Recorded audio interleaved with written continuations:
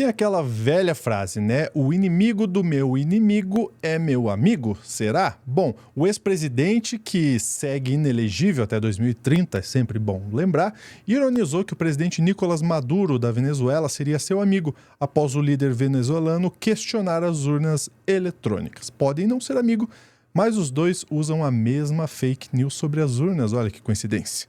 Falar mais sobre isso agora no Plantão do Meteoro.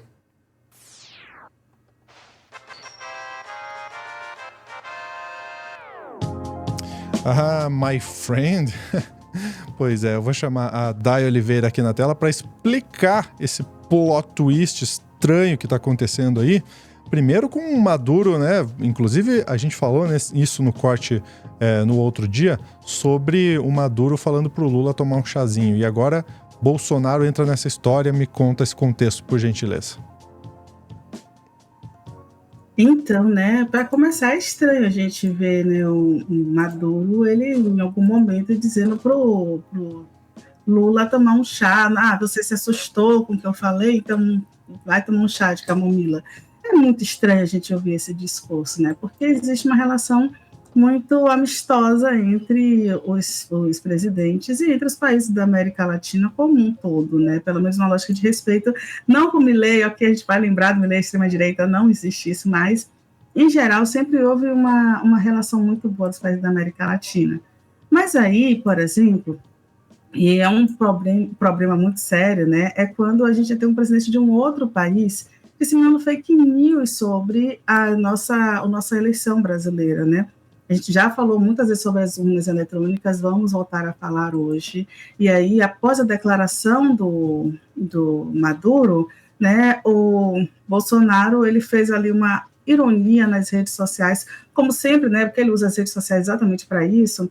Mas aí ele fez uma brincadeira ali nas redes sociais, uma ironia, e disse, então agora Maduro is my friend, né? Então ele puxou para isso, olha só que delícia, né?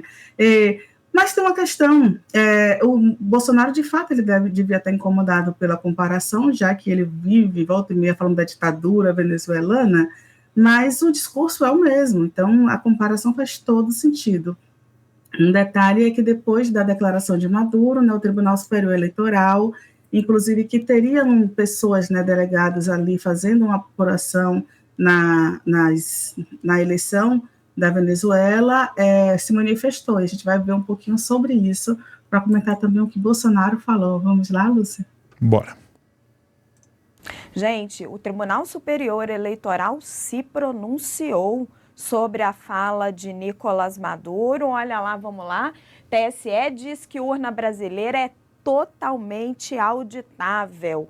O Tribunal Superior Eleitoral disse nessa quarta-feira que o boletim de urna é totalmente auditável. A manifestação do tribunal ocorre após o ditador da Venezuela, Nicolás Maduro, questionar em comício na noite de terça-feira os sistemas eleitorais do Brasil, dos Estados Unidos e da Colômbia. Ele afirmou sem provas que as eleições nos países não são auditadas. O pleito venezuelano acontece no próximo domingo. Pesquisas apontam que o candidato de oposição, Edmundo Gonçalves, com até 60% das intenções de voto. Questionado pela Folha de São Paulo a respeito da declaração de Maduro, o TSE respondeu: o boletim de urna é um relatório totalmente auditável. O tribunal encaminhou ainda 3 textos para corroborar a afirmação. Em um deles, desmente um vídeo em circulação nas redes que defendia o voto impresso como única forma segura de contagem de votos. Sobre o título, é falso que urna eletrônica não permite recontagem de votos, o TSE declara que a urna já imprime, após a votação, o boletim de urna. Relatório com todos os votos digitados no aparelho. Josias Tales, Josias... Difícil ter que ficar repetindo isso toda hora, né? Pois é, né? E mais difícil ainda é que a gente sabe que esse discurso dos bolsonaristas é, de fato, um discurso muito vazio e causa apenas um tumulto. Por quê? Porque o Tribunal Superior Eleitoral fez toda uma apunhada, inclusive com os líderes de todos os partidos políticos, com representantes do governo na época, provou-se que a urna ela não tem como ter interferência. que todas essas informações que nós já sabemos e voltamos a repetir aqui todas as vezes. E ainda assim a gente tem um Bolsonaro falando, porque durante 20 anos que ele foi eleito com a urna eletrônica não serviu, mentira, 20 anos não, perdão, né, que 90 e... Isso mesmo, a urna eletrônica já tem esse período, gente.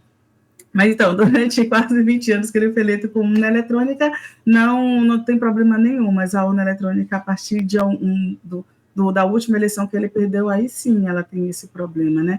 Então é complicadíssimo a gente ter que aturar esse discurso, ainda mais de líderes, né, de outros países que deveriam minimamente respeitar. O Lula ele foi até muito tranquilo com o Maduro, ele questionou a posição, que foi aquele discurso de, né, caso eu não ganhe, vai ter um banho de sangue. E é um discurso que a gente precisa analisar com muito cuidado. Por quê?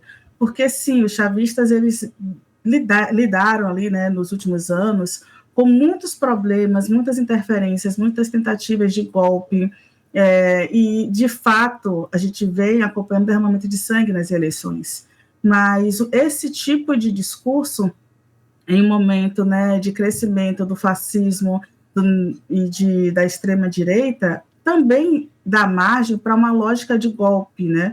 Uma lógica de ditadura, uma lógica de, se não for eleito, eu não vou sair do poder. E é esse o ponto que o Lula estava dizendo, olha, companheiro, quando a gente não ganha democraticamente, né, a gente precisa deixar, até porque o discurso de Lula precisa ser esse, porque ele enfrentou o 8 de janeiro aqui, e porque, né, outros países a gente está perigando ali uma lógica de golpe de Estado, né, como aconteceu recentemente na Bolívia. Então, ele está nessa lógica de defender a democracia, de cuidado com a democracia. O discurso dele para o Maduro foi nessa linha, foi recebido com uma farpa, né, com essa devolução de, olha, não tem lugar que tenha eleições mais seguras do que aqui. Como, por exemplo, se no Brasil fosse comum, né, acontecesse barricadas ou arame farpados, né, ao redor dos colégios eleitorais, e as pessoas fossem decapitadas, assim, sabe? Como se isso acontecesse aqui, mas, enfim, né, aconteceu na Venezuela.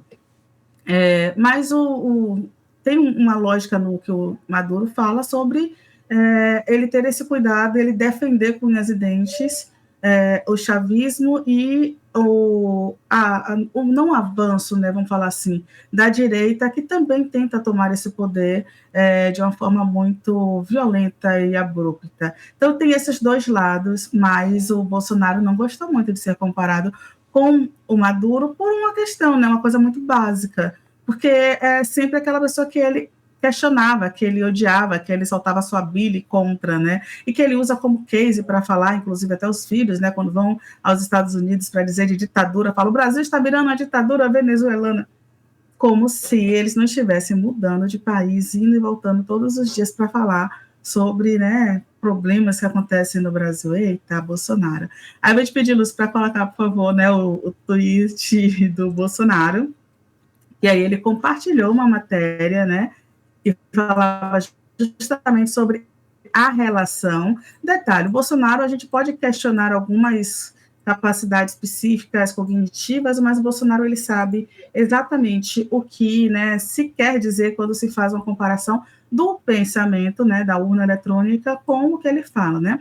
E aí ele compartilhou a coluna da Raquel Landim, que coloca que é inadmissível tolerar uma fala bolsonarista de Maduro sobre a eleição no Brasil. E a lógica da fala bolsonarista é porque o Bolsonaro virou nosso case de fascismo no país e de rejeição às urnas eletrônicas, dentre outras questões, né? Virou, o bolsonarismo é o nosso movimento fascista aqui. E aí ele fez esse compartilhamento brincando, né? Maduro is my friends, kkkkkk, né? Faz nem sentido, querendo né? Não, e aí ele devia ter colocado, não, então, Maduro tá és meu amigo. Maduro és meu amigo. Maduro is my friend. Não faz nem sentido. E sabe qual é o porque ele tá boladinho? É porque, querendo ou não, ele sabe que é verdade. Porque, pelo menos, alinhados, né, no mesmo pensamento, eles estão. Então, assim, ele pode ficar chateadinho, mas é uma verdade. Agora, a gente pode, inclusive, sempre dizer, mas vocês não são amigos? Vocês também não defendem que a urna no Brasil não é auditável, que é uma mentira? E aí, já que eles compram a mesma fake news, quem sabe um dia eles também, né, não estão na mesa, não estão compartilhando o mesmo treinador de CAC para conter para tentar invadir os poderes, né? Quem sabe? E tem até na entrevista do Bolsonaro em relação ao Hugo Chávez, né? A Dai nem entrou, eu trouxe de surpresa aqui, Dai. Ó. Pronto, essa daqui é eterna, né? O que pensa o deputado e capitão do Exército da Reserva, Jair Bolsonaro? O que representa Chávez? Ele diz, é uma esperança para a América Latina e gostaria muito que essa filosofia chegasse ao Brasil. Acho ele ímpar, pretendo ir à Venezuela e tentar conhecê-lo. Quero passar uma semana por lá e ver se consigo uma audiência. Então, na época, ele era bem admirador do Hugo Chávez. Então, essa conversinha aí de... O Bolsonaro sempre foi um cara que foi indo pra lá e pra cá, né? Pra onde era mais conveniente pra ele. Então, enfim. Sim. A eterna hipocrisia, não é mesmo? Deixa eu contar uma coisa, né? Deixa eu contar uma coisa, né? Gente, que baixaria.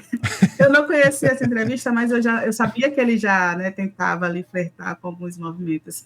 Qualquer movimento para o Bolsonaro que seja um movimento que vá favorecê-lo de alguma forma, ele tenta abraçar e ficar ao lado, né? Então, assim, eu agora observe, ele sempre tenta estar ao lado de quem, por exemplo, né, de quem vem com o discurso de vamos tomar a qualquer custo isso aqui. Não que seja um discurso ruim, a depender do lado que seja, mas um problema para mim é que o Bolsonaro quer tomar de qualquer lado para piorar muito a situação, né? Ele não está nem aí para defender o povo. Esse é o problema do Bolsonaro. Nunca esteve. Dai, muito obrigado pela sua participação, viu? Eu que agradeço. Muito bem, minha gente. Eu vou convidar vocês agora. Muito obrigado por ter ficado com a gente até o final dessa notícia. E eu quero convidar vocês para o novo canal do Meteoro. Vou deixar aqui embaixo o endereço youtube.com/tvcringebrasil. Um canal que mistura vídeo ensaio, react, com uma pegada toda dos anos 90, com cultura, arte, filosofia, história. A gente fala de tudo isso aqui. Então é um formato novo, mas se conecta com o passado do Meteoro. Lembra quando a gente fazia aqueles vídeo ensaios mais cabeçudos, né? O Álvaro, a doutora Ana, a Sofia, o pessoal está fazendo um trabalho fantástico aqui na TV Cringe. Fica aí meu convite para você se inscrever, mas é claro, só se você quiser. youtube.com/tvcringe, tá bom? Grande abraço, até a próxima.